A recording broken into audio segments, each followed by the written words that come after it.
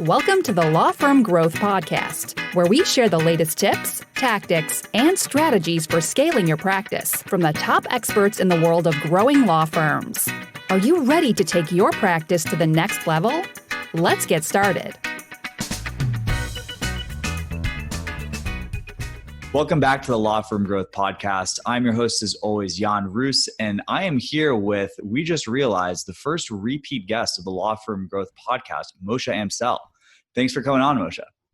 It's my absolute pleasure, Jan, for having me. Thank you. And I am honored to be a repeat guest on your show. And I hope to show up many more times because I think that there's so much happening in the legal industry. And my mission it's not my overall mission, my mission's bigger than that, but my mission when I went into the legal industry was to be different, to find the things that people are just doing because that's what they've seen and that's what they've been told, and question those assumptions and say, okay, what can we do differently? I started with the financial side of it, but so far it's been quite a ride. And one of the first things I did was I questioned this conference thing. Like, everybody goes to in-person conferences. Why is there not an online event that can be more accessible, easier for people to attend to? And that's, I think, the last time we spoke was about the Law Firm Growth Summit. I don't actually remember what our interview was about. That was a very chaotic couple of weeks. But yeah, so the Law Firm Growth Summit was the first really successful virtual conference for attorneys. And now we're having this conversation, and look at the timing. In December, I ran this event, and now everything is virtual. Right? Yeah. Because of COVID. So we established a precedent in the legal industry that started to question the norms. And that's what I'm doing. You know, we have an event coming up now where we're pushing this hidden revenue stream that law firm owners are missing. And it's all about implementing and creating information products in your law firm that can really boost your results. It can help you in your intake. It can help you in serving a bigger client base. It could help you in the impact that you want to have on the world. And I think that's why you wanted to have me on here, was to talk about that. And I think it's just another example of questioning how we're doing things and why we're doing it. And attorneys are notorious for the billable hour. And obviously there's a lot of talk about getting away from that. There's contingency, there's flat fee, but ultimately it's all trading your time for money. It's doing, and how many people do you have the capacity to serve in your firm? And well, what if you want to serve more than that?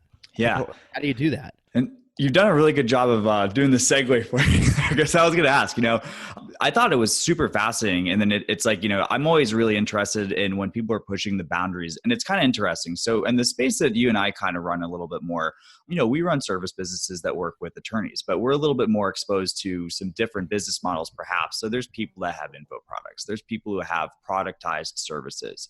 But yeah, it's something that's always kind of been in the space that we run in, but something that might be a little bit foreign to attorneys. I know some people might be throwing up sort of the immune system, like, what the is an info? Anyway, what should I be doing with an info product? I'm an attorney. So like, just by and large, I know there's a couple different types potentially, but what kind of, what are the kind of products that people are thinking about? Well, the easiest one to understand and see how it would fit is a course, a digital course that teaches somebody how to do something or how to navigate something. And that course can be positioned as a alternative to your service, as a preemptor to your service, or even as a post-service opportunity. So I'll throw some quick examples out. Let's say that you're a bankruptcy attorney. So before somebody is bankrupt, they struggle with debt. They took on too much debt. There's a period of time where they can't make their bill, can't pay their credit card statements, and they start to get these phone calls. And it's only when they can't handle the phone calls anymore, or they had legal action taken against them, that they're showing up in your office. But if you move one step back and address their pain point before they need your services, you suddenly open yourself up to a much larger pool of candidates that you can serve. And you can have a greater impact. You can help people avoid bankruptcy. Now, that sounds counterintuitive. You're a bankruptcy attorney. Why would you want to help people avoid bankruptcy? Well, why are you doing what you're doing? You're doing it to serve people. You're doing it to help them. The reality is that even if for every 100 people that you teach how to avoid bankruptcy, there's going to be a failure rate, right? There's going to be 10, 15% that fail. and they're going to turn around and need your services. So if you become the educator a step before to help them, who are they going to use when they need a bankruptcy attorney? You suddenly position yourself as the go-to person for them to go to. They're not shopping to see who's the cheapest. They want to use you because they've already learned from you. They already have an affinity with you. They already have a connection with you. So the first thing is before, preemptive to your service, you can position a product that's going to solve the pain point that happens before they come to your office. What is the thing that happens a step before? Solve that, sell it, and you can sell way more than you would your service. You do it once, you produce it once, and then you just keep selling the same thing over and over again. And then a percentage of those students end up becoming your clients, and you can probably eliminate all the marketing you're doing in your firm and just market your course, because everybody is going to come from your course into your firm. Your firm will be busy, and you're monetizing, you're making money on that front end as well. That's example number one. Example number two is an alternative to your service. Bankruptcy is not a great example for this because I don't know if you could do your own bankruptcy, but maybe you can. So the best example is DIY, right? If somebody says, hey, I don't want to pay a bankruptcy attorney, I don't want to spend $1,300, I'd rather do it myself, you can have a course that you teach somebody how to navigate the bankruptcy system, what forms to fill out, how to fill them out, what do they have to do to present it. And maybe you sell it for $500 or $700 instead of your $1,300 service. And for somebody who it makes sense for, they'll do it as an alternative. The better examples are the more expensive services. So let's say estate planning, where maybe you have a course that teaches somebody how to write their own will, but then peppered into the course, you have all of this information about why they might need a trust and why a trust they definitely want to use an attorney for. So yeah, they get this DIY kit for doing their will, but a large percentage of those people are going to say, hey, I fall into this category of needing to do a trust. I really need to hire an attorney. Boom, they come to you. And you can even say, hey, if you come to us, we're going to discount your fee with the course cost. So if you spent $1,500 or $1,000 for this Create Your Own Will course, we'll take that $1,000 and parlay it into your services when you come to us and say, hey, I need a full estate plan with a trust and everything. So now I have a $5,500 fee, but I get a discount of $1,000 because I already paid it for the course. Now it's only $4,500.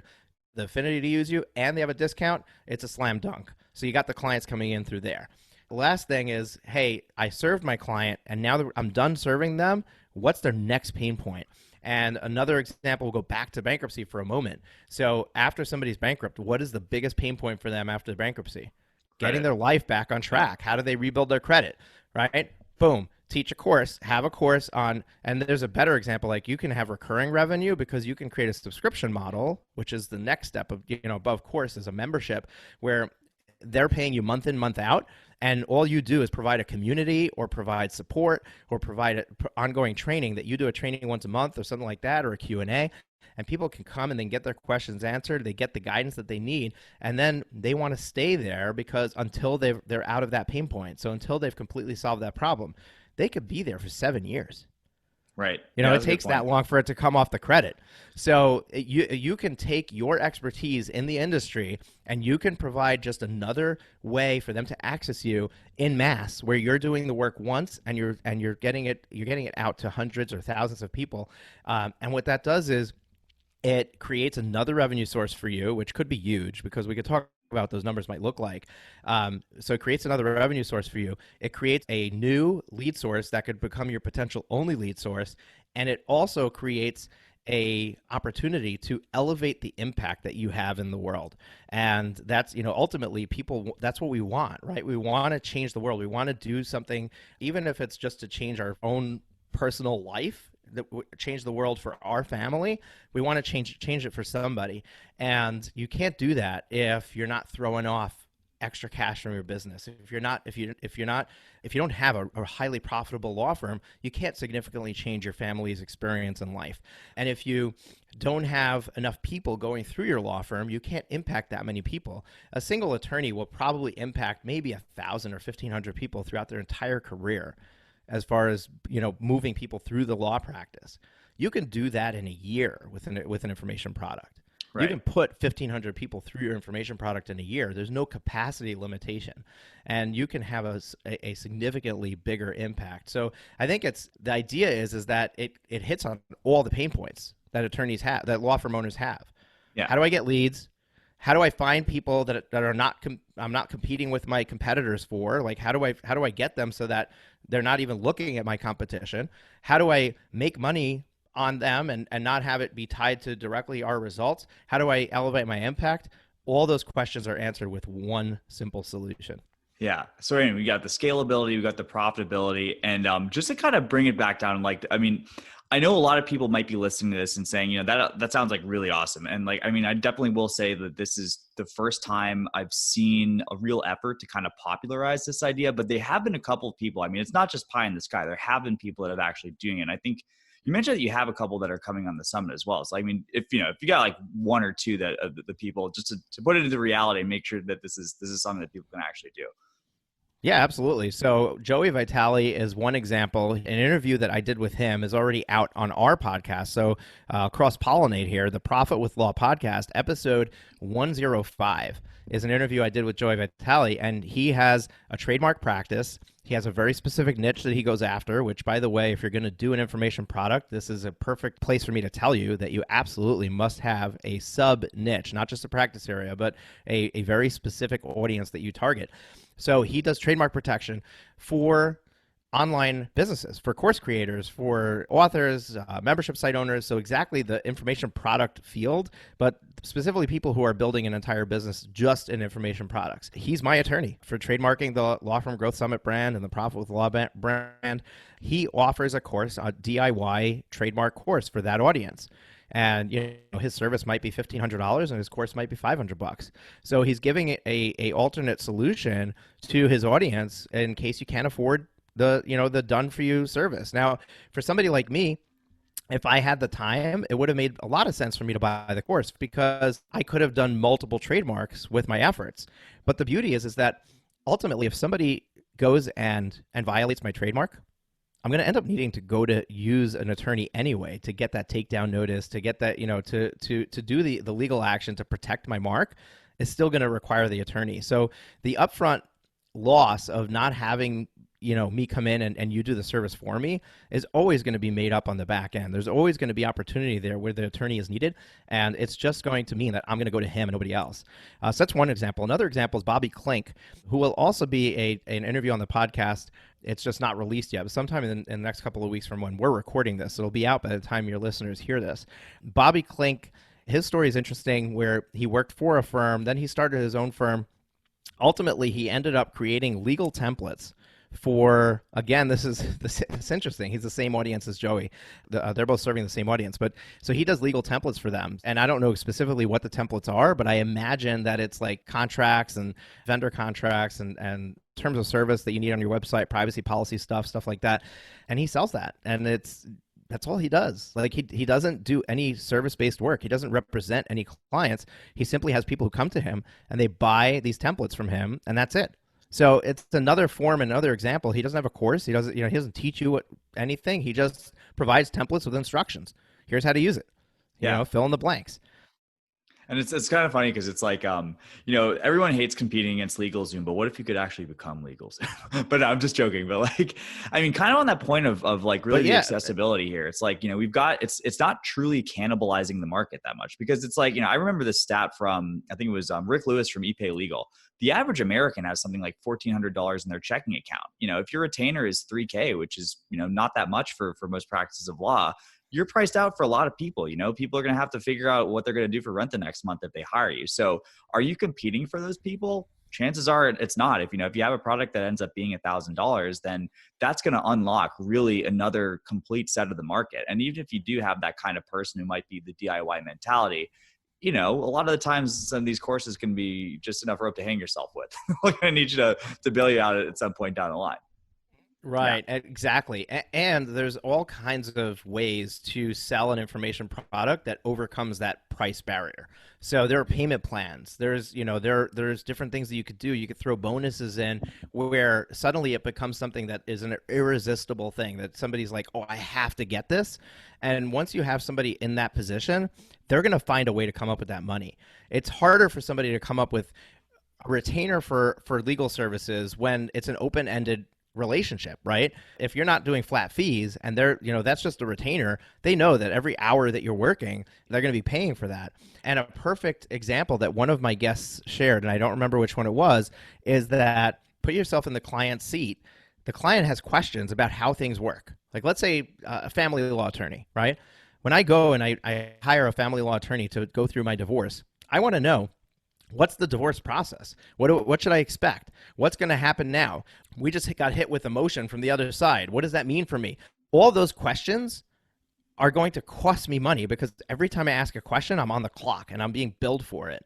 So instead of finding out the answers, I'm going to keep my mouth shut and I'm just going to wait and hope for the best, right? And that's an awful place for a client to be in. Well, what if you had an information product that you bundled with your services or even provided as something else that went along? So if somebody's going through a divorce, you sell an information product that's all about the divorce process in the state of X, right? You choose your state, learn about the divorce process in the state. And you can make it a fairly inexpensive product because it's there for the masses in the state that are going through a divorce. And you can sell that like hotcakes. And what's going to happen is that other attorneys are going to be referring their clients to your information product because they don't have that.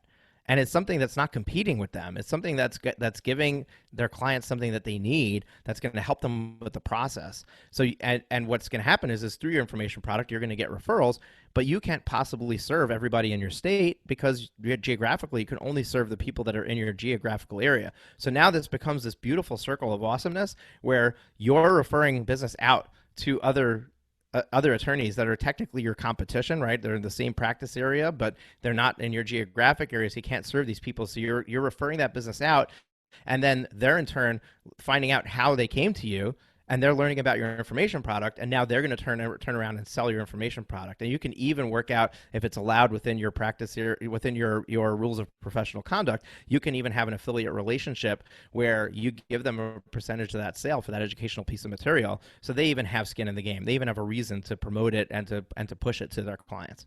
Yeah, and that's really interesting. And one of the things I just kind of thought was like, there's no jurisdiction on information products. You could have this to somebody in Antarctica if you wanted to, but one of the things I had in mind, and it's just, you think about there's always people who are very, rightly so, very, very cautious about what the bar might have to say about things. So we're kind of in this weird gray area. So, what would you have to say to somebody who's in the position where like, okay, this really sounds great. And I mean, I got to say too, it's like the amount of open-endedness really allows you to potentially be really creative with how you structure these, how you promote these, that kind of thing. But is this governed under, state bar laws for attorney advertising? I mean, where does it stop being promoting the law firm and start being promoting something else entirely? So that's a very good question. And you know that I cannot answer that question across the board for every state, every country, in the world. What I can tell you is that in the US, the bars have gotten a lot more lenient with what is allowed.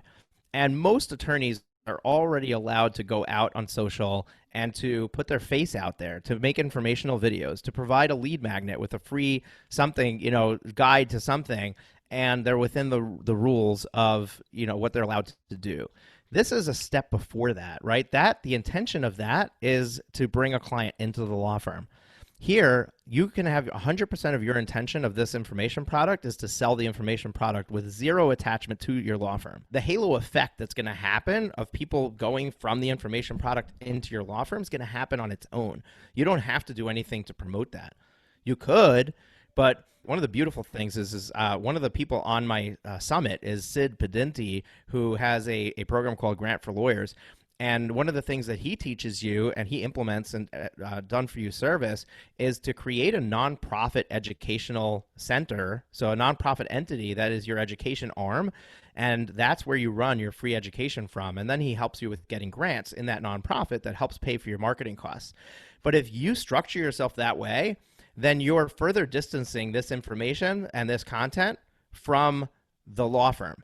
Because the information is even being done by a separate entity. It's your philanthropic efforts. It's not even you trying to seek out services. So you have to figure out what works within your code of professional conduct, what your rules are.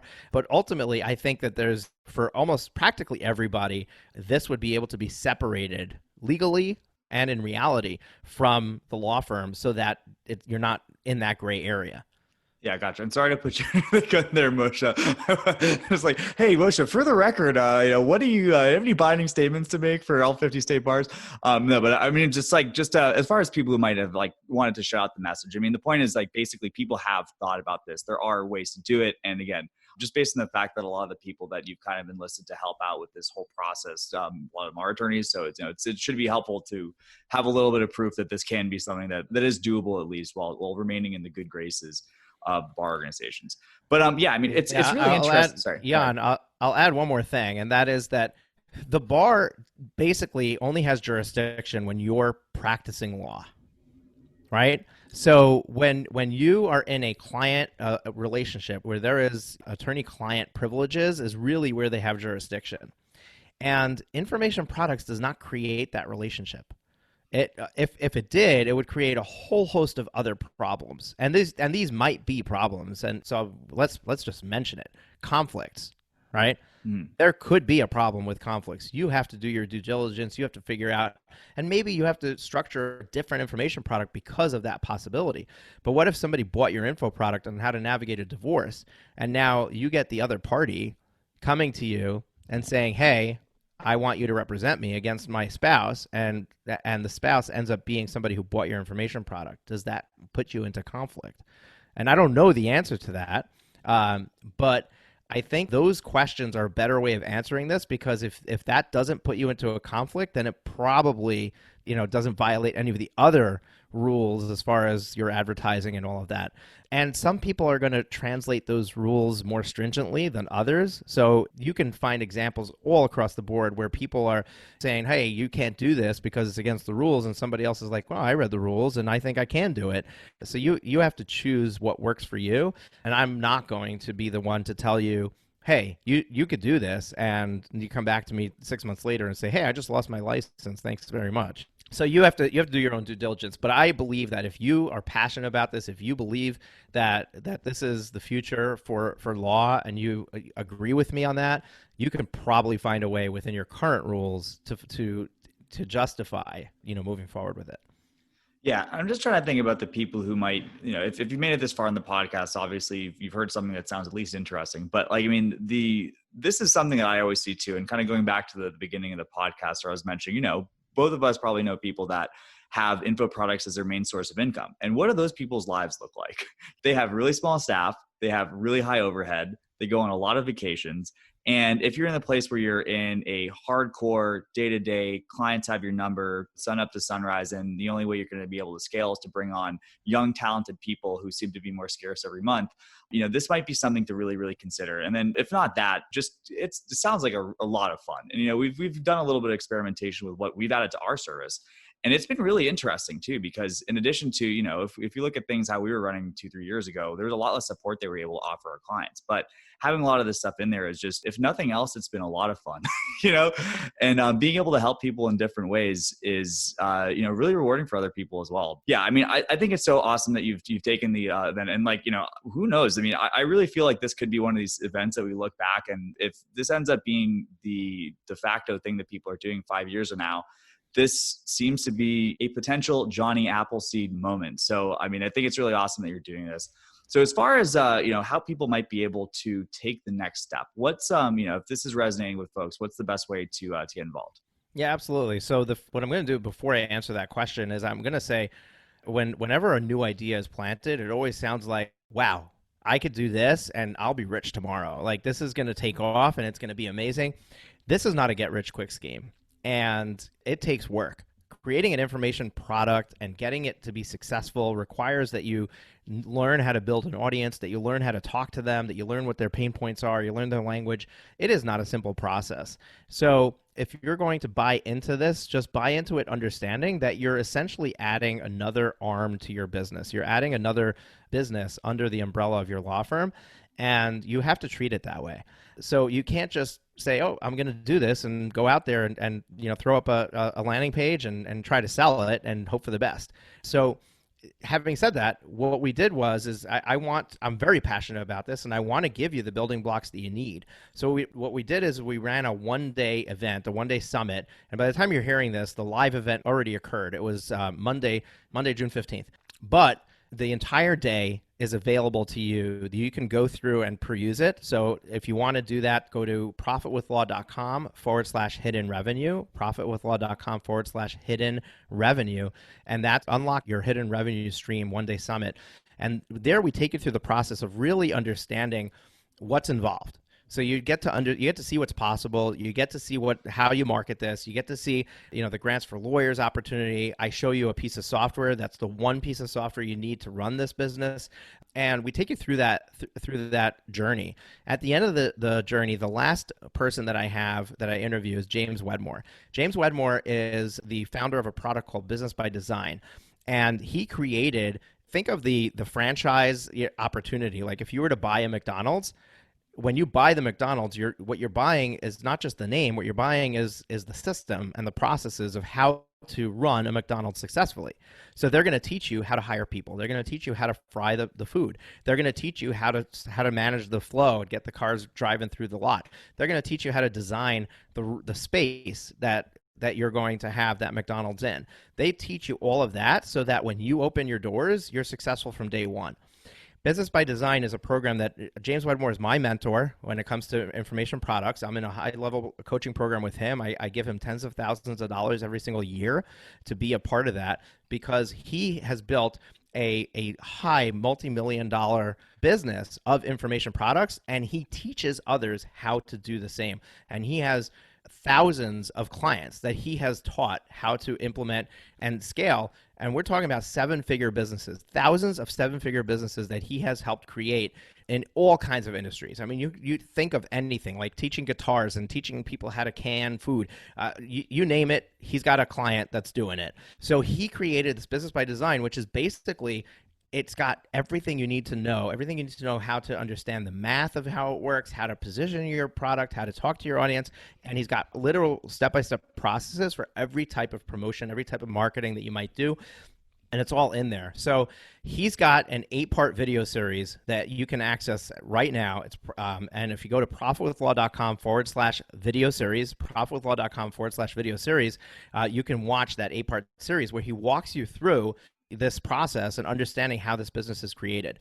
Now, full disclaimer, at the end of it, he's selling something. And when this episode comes out, it's literally 2 days before his cart closes, which means he sells it once a year. Your opportunity to get in there is over 2 days later. So if you're serious about this, I would recommend that you consume this content quickly because you have to make a decision. Am I in now or am I waiting till next year for the opportunity? So that's the other place that I would go to is to just go through there. Ultimately, my one-day summit, the way I positioned it was to push people to that because I don't want to recreate the process. I want to plug you into a system that I know is working and that I know that you can be successful. And we're offering all kinds of bonuses for signing up through our referral link. We get a credit for that sale. And one of those is a 90-day program where we're going to be going through and doing accountability for you. So I charge $6,000 for a 90-day group coaching program. You're going to get that absolutely free to be involved with my organization so that we can coach you through getting your first information product out there. And that's going to be included when you sign up to his program through our link. So Jan, I know we're out of time and that was a lot, but literally go through the Hidden Revenue Stream event. Go through James's video series, and if at the end this feels right to you, then jump into his product, use my link so you get the accountability group from me, and and I will help you with that process because I would love to see 100 attorneys, maybe 200 attorneys take me up on this and go through this. So if you're on board, I'd love to see you in there. Yeah, awesome. And then, if there still is a world left in a year from now and you're listening to this podcast, I would also recommend signing up for Moshe's Profit with Law podcast, wherever fine podcasts are able to be subscribed to. It's always one I look forward to every week myself. So thanks again, Moshe. I super appreciate it. And for everyone else, we'll be back with another episode of the Law Firm Growth Podcast next week. Thank you for listening to the Law Firm Growth Podcast. For show notes, free resources, and more, head on over to casefuel.com/podcast. Looking forward to catching up on the next episode.